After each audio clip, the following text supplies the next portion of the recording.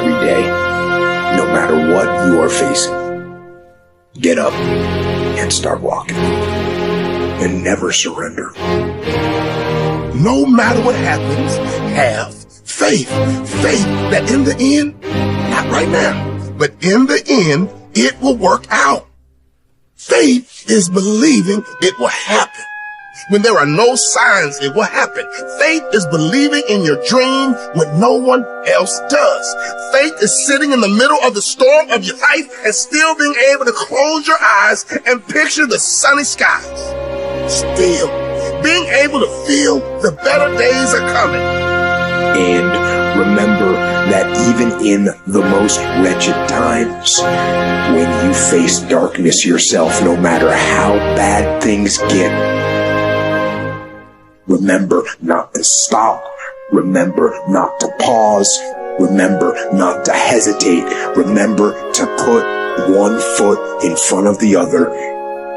Take that first step. Start walking.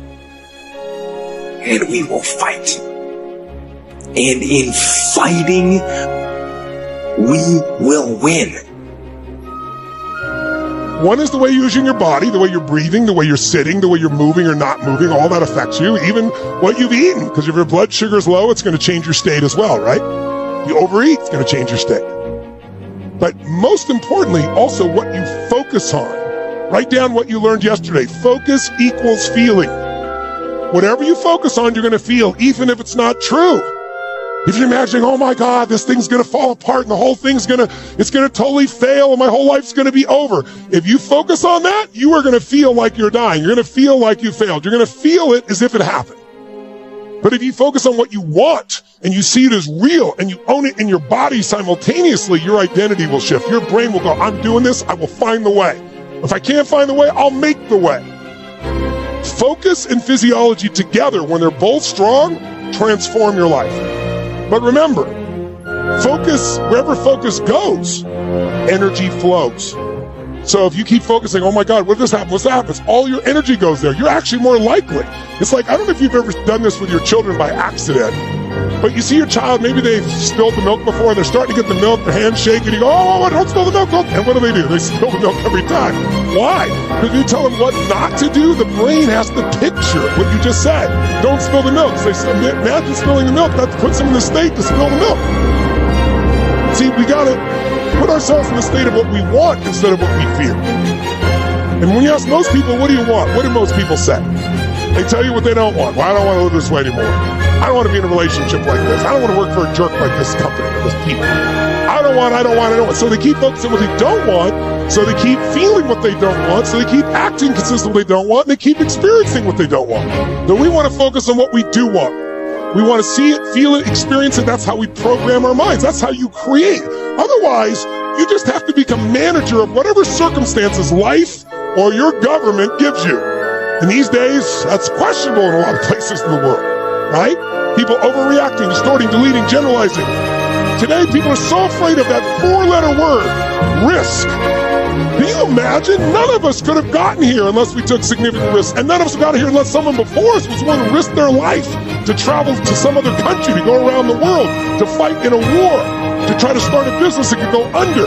But today, it's risky if you're around breathing next to someone they got you believing. How do you do that? How do you change your mind away from fear to big, hairy, audacious goals? How do you do this thing where you become what you think about? How do you think about something different? Well, you do what you're doing now, but you do it on such a consistent basis that it changes the makeup and the shape of your psyche, your spirit, and your future and your destiny. You need to learn to think, because thinking makes you act effectively in the world. Thinking makes you win the battles you undertake, and those could be battles for good things. If you can think and speak and write, you are absolutely deadly. Nothing can get in your way. Why would you not go and see what God really got for you before you leave this world? Why would you hang on to a job?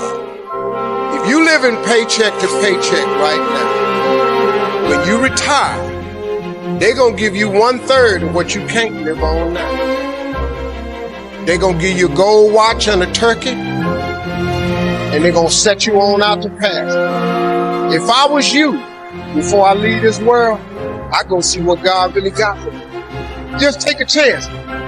Now here's why you should take the chance.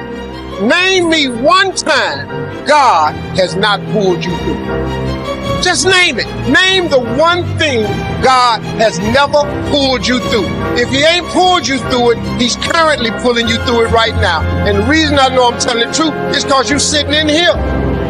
If God was through with you, he wouldn't wake you up no more.